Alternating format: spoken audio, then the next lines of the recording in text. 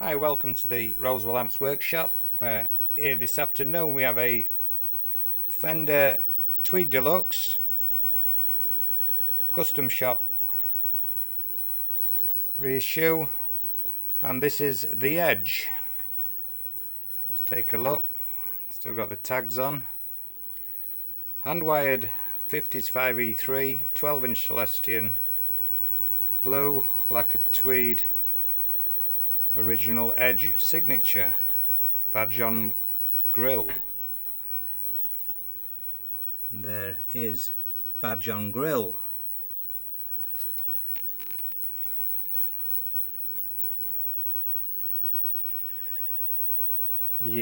So that's the typical 5E3 tweed chassis. Let's spin it round, take a look from the back.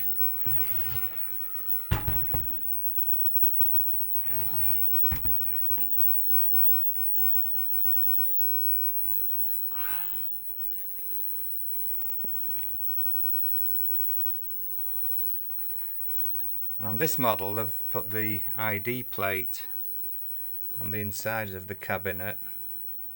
I can see it's configured for 230 volts.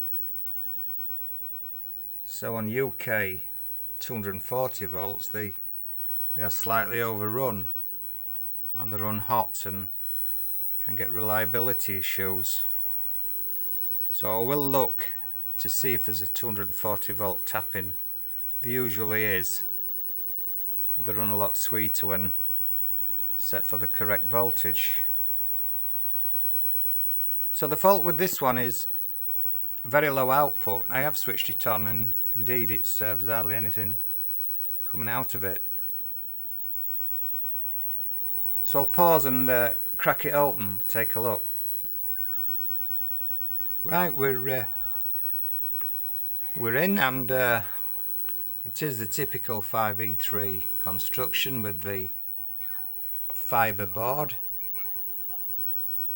The layout is exactly as the original 50s, apart from they've added additional fuses.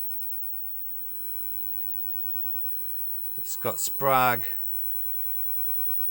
cathode coupling caps and IC.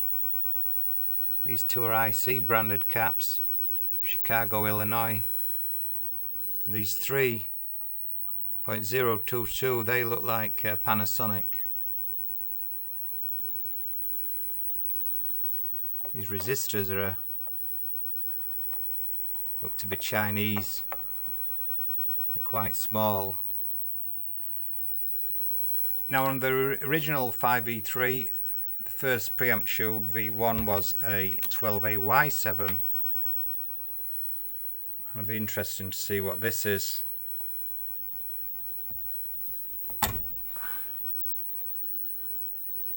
Yeah, they put in a 12AX7, which is much higher gain, so this will make the amp break up very early.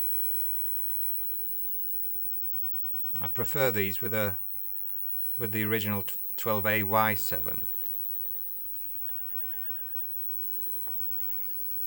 Russian 6V6s, Ruby tube 5Y3. That's probably Russian, could be Chinese. And another GT tubes, that'll probably be Russian, 12AX7. Sprague blue atom filter capacitors. Now I think I've spotted the problem, and those who know may be able to see the problem just by looking at it.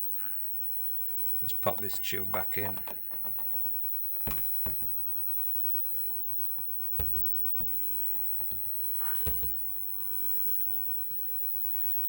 The speaker is plugged into this extension speaker socket jack, and it won't work when it's plugged in there. This socket will only work when there's a speaker plugged in this one as well. So I bet if I put this where it should be and switch it on, let it warm up a little, I bet the thing will work. Bring it out standby. Yeah, I don't know if you can hear that, but it does sound as though it's okay.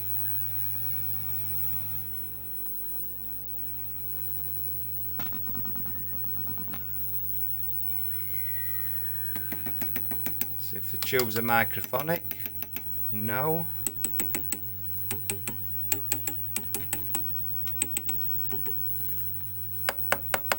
Checking, see if there's any intermittent problems by tapping around.